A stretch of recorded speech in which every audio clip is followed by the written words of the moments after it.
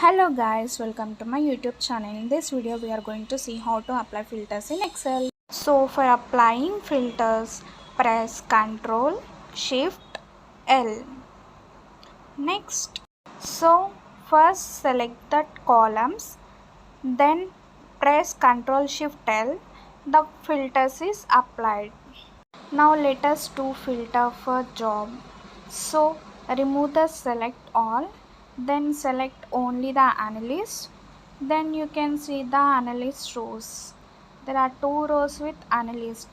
And next two filter with the developer and analyst. Then you can see four rows with analyst and developer.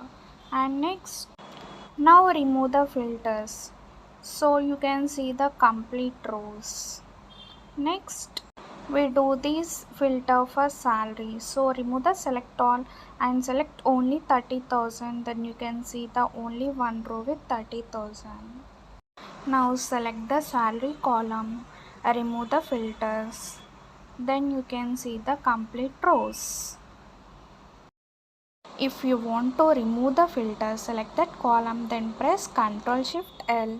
The filter is removed. Thanks for watching.